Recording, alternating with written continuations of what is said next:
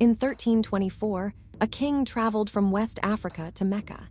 He brought so much gold with him that he didn't just dazzle the world, he accidentally destroyed it.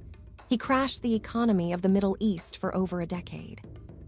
This is the story of Mansa Musa, the Lion of Mali.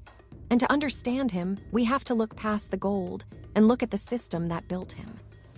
To understand the money, you have to understand the map.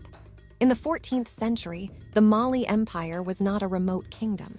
It was the crossroads of the medieval world. Mali controlled the trans-Saharan trade routes. They had two things the world was desperate for. First, gold. Mali accounted for nearly half of the Old World's gold supply, but more valuable than gold, salt. In a world without refrigeration, salt was life, and Mali controlled the mines. Musa wasn't just a king, he was the CEO of the world's most valuable monopoly. In 1324, Musa sets off for the Hajj in Mecca, but he doesn't travel alone. This wasn't a trip, it was a moving city. Historians estimate his caravan consisted of 60,000 men. He took 12,000 slaves, each carrying 4 pounds of solid gold bars. He took heralds dressed in silks and 80 camels, each carrying 300 pounds of gold dust.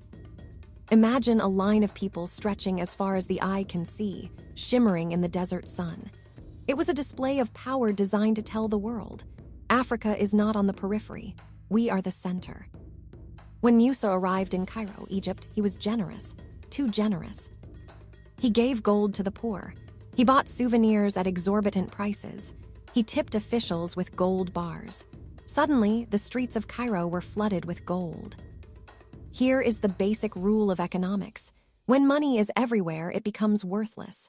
The influx of gold caused hyperinflation. The price of goods skyrocketed. The dinar crashed. Historical accounts tell us it took the region 12 years to recover. Musa essentially exported a recession out of kindness. It is the only time in recorded history that one man directly controlled the price of gold in the Mediterranean. So, why does this matter today? Because it shatters the myth that African history began with colonization. Before European ships ever arrived on the coast, the Mali Empire was influencing global markets, drawing maps, and building libraries in Timbuktu that rivaled anything in Europe. Mansa Musa put Mali on the map, literally. The Catalan Atlas of 1375 depicts him holding a gold nugget. He represents a time when the richest man in the world wasn't a tech CEO in California, but a king in West Africa. If you enjoyed this deep dive into the continental lens, make sure to subscribe. Next week, we're looking at the Dahomey Amazons, the real history behind the woman king.